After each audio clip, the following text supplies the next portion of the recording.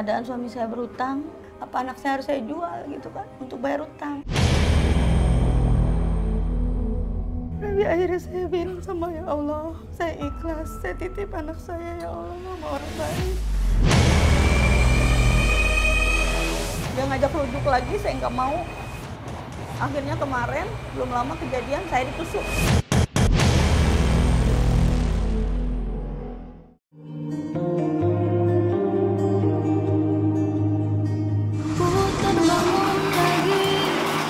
Hai Sobat Ratu, balik lagi sama aku Kiki Farel di Sehari Jadi Ratu. Hari ini aku lagi ada di Depok untuk mencari keberadaan Ibu Murti yang akan dijadikan ratu dalam sehari.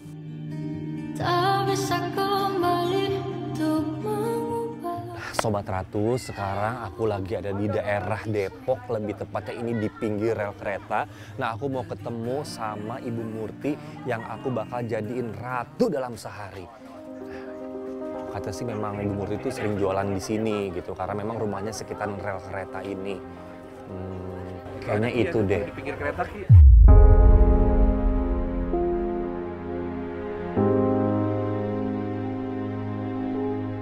Itu dia belum jualan. Karena itu lagi nunggu.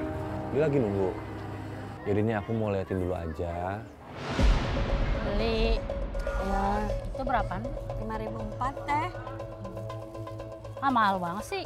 Ya emang segitu teh. Nawar. Saya 5.004. Ih, mahal banget. Ih, udah ngebanting dagangan. Teh Tinggal nggak ada bang sono aja untungnya. lebih murah. Nggak bisa. Oh ya udah dah.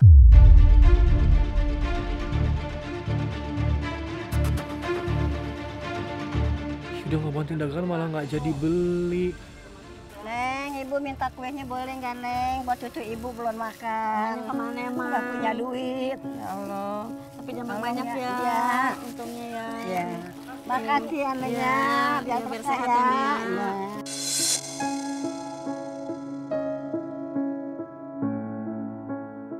Ibunya baik loh.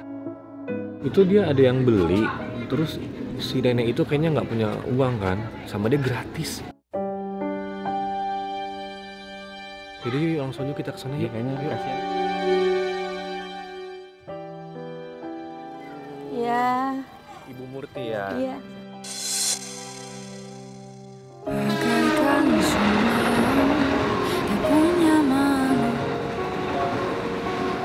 Di tepi rel kereta yang berdebu dan bising, di antara panas yang membakar kulit dan dingin yang menggigit tulang, ada satu sosok yang setiap harinya berjalan dengan hati penuh luka, tapi juga penuh dengan cinta.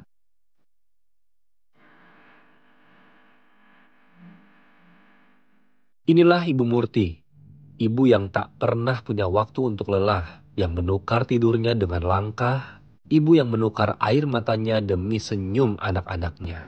Kadang terik matahari membakar kulit, tapi Ibu Murti tetap berjalan, menantang dunia yang kadang terlalu kejam bagi orang sepertinya. Tidak ada alasan baginya untuk menyerah, karena di setiap kue yang ia jual terselip doa agar anak-anaknya bisa terus makan. Hari ini, untuk pertama kalinya, tangan yang biasa membawa keranjang kue, wajah yang biasa tersapu debu jalanan, akan disapu oleh kuas make up dan air mata bahagia.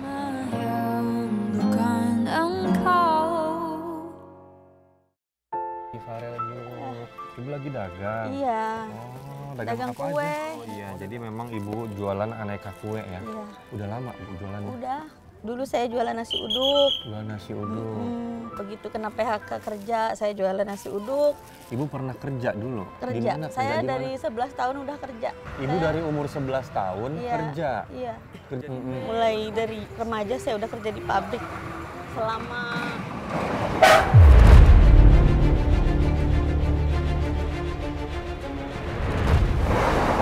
Ini Sobat Ratu, aku jujur, aku tuh takut banget sama yang namanya di pinggir rel kereta, karena kan banyak banget tuh berita-berita tentang orang yang ketabrak. Nah, ibu nggak takut? enggak, demi anak saya apapun nggak takut. Saya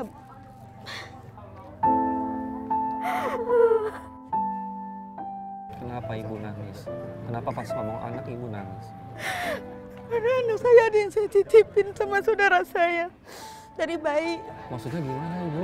Saya 2006 rumah tangga saya berantakan. Saya pisah sama suami, keadaan hamil. Saya ditinggal sama suami. Suami saya nggak bertanggung jawab. Masalah. Saya bingung, keadaan ekonomi saya benar-benar hancur. Rumah tangga saya hancur, nggak ada yang belain saya. Saudara banyak juga kayak nggak peduli. Anak saya titipin biar saya bisa dapat uang buat bayar utang. Benarkah kau mendengarku? Dari umur berapa itu anaknya ibu dititipin? Dari umur 40 hari. Dari umur 40 hari. Karena ibu waktu itu lagi kesusahan, lagi bingung, rumah tangga ibu hancur. Saya pengen kerja, anak saya nggak ada yang ngomong. Akhirnya kakak sepupu saya ngambil, ya udah sini anak saya rawatin, gitu. Biar kamu bisa kerja. Jadi anak saya diambil, mas saya terus nangis tiap malam. Sampai lebaran pun saya sedih. Saya rasa udah sama anak saya. Saya ibu yang nggak bisa dengan anak.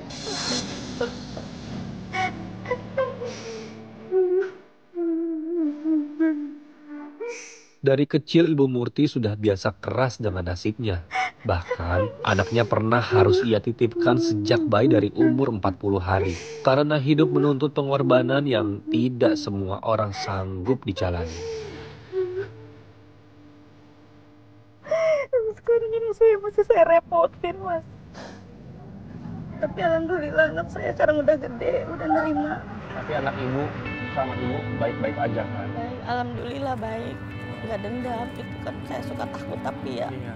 Saya suka mau minta tolong pun saya suka malu. Gitu. Takutnya dia nggak mau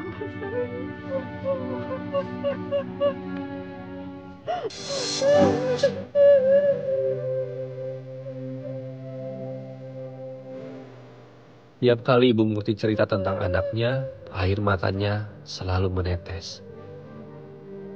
Sampai detik ini, bahkan sejak anak-anaknya lahir, perjuangannya tidak pernah berhenti. Karena buat Ibu Murti, jadi ibu itu bukan tentang kuat, tetapi tentang bertahan meski dunia berkali-kali menjatuhkan. Berapa kak? Oh ini. Kamu ini kamu nih biasanya doyan ini nih, ya. Udah nggak usah bayar. Kasih ya bu. Udah bu ini aja. Nggak apa-apa. Oh, langganan bu. Itu anak saya.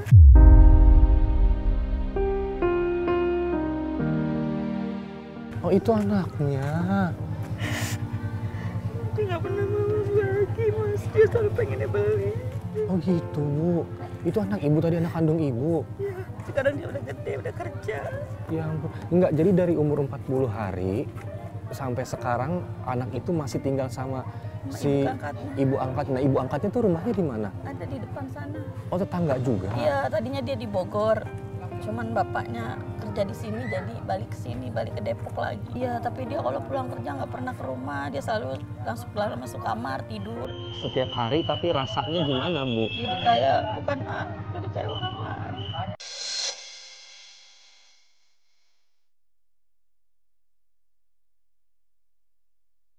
Boleh nggak Bu saya ke sana? Boleh. Kita ngobrol-ngobrol ya Bu ya. Ayo udah yuk, kita langsung sana aja yuk.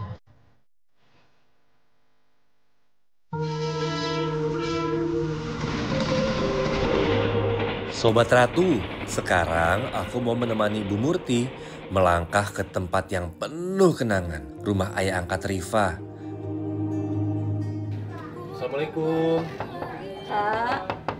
Anak yang dulu harus ia relakan karena keadaan ekonomi yang memaksa. Oh ini ya Pak? Ini Halo, Pak. bapaknya, Bang Ci. Salam kenal ya Pak ya. Sekarang Rika umurnya berapa? 19. Oh 19, berarti emang udah 19 tahun ya Bu. Tapi ceritanya gimana sih Bu bisa akhirnya Ibu ngasih anak Ibu ke tetangga sini? Waktu itu rumah tangga saya emang bener-bener nggak bisa diselamatin lagi. Saya udah pisah, ditinggal suami.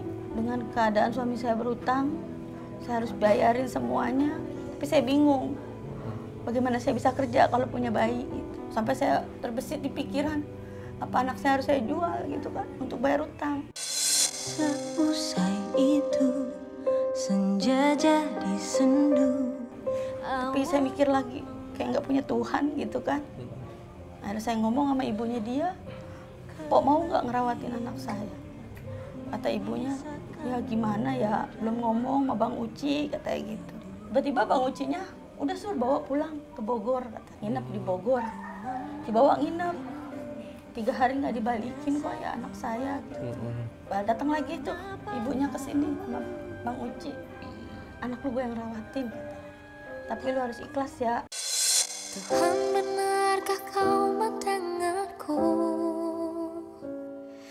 Kemana pergi doa-doa? Tapi akhirnya saya bilang sama ya Allah, saya ikhlas, saya titip anak saya ya Allah sama orang baik. Bang Uci tuh benar-benar sayang sama dia.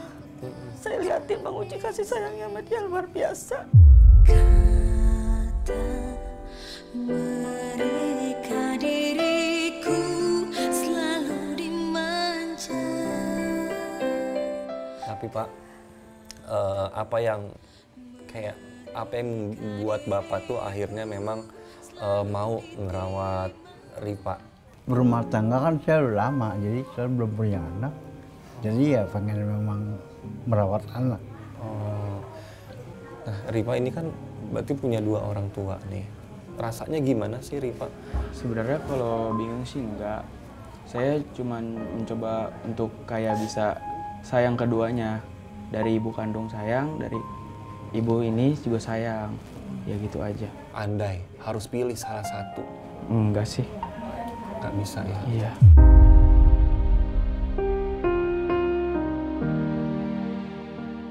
Tapi sempat ngerasa benci sama ibu kandung? Enggak. Ibu. Ayah saya selalu ngajarin kayak jangan pernah ngelupain ibu kandung sama ayah kandung saya. Itu jangan pernah dibenci. Terima kasih saya mau ngucapin sama Bang Uci, terima kasih banyak jadi kepala rumah tangga, ngurusin anak saya. Sedangkan anaknya ini gak peduli.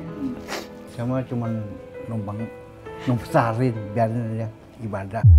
Ku buka album biru penuh debu. Gimana Rifa punya orang tua baik dua-duanya kayak gini? Saling support gitu. Alhamdulillah senang saya.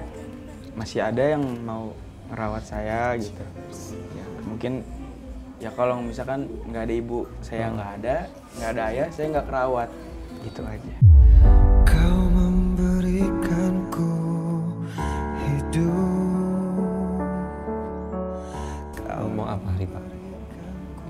Ya bilang makasih aja sama ibu Buti. Lihat ibu dong, lihat Rifa dulu.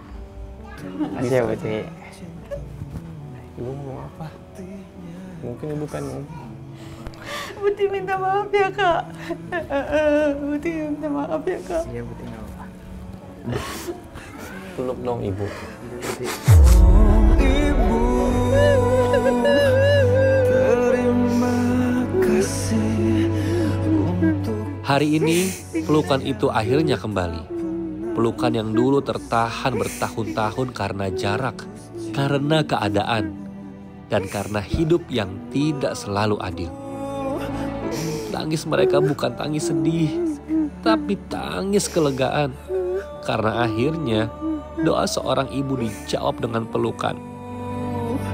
Ya, mungkin ada rasa canggung pasti iya ya. Karena kan memang nggak diasuh dari kecil. Yaudah sekarang saya mau main ke rumah ibu ya Pak. Ya Pak ya. Ya. Saya pamit ya Pak. Ya. Ya. Makasih ya ibu. Sama-sama. karena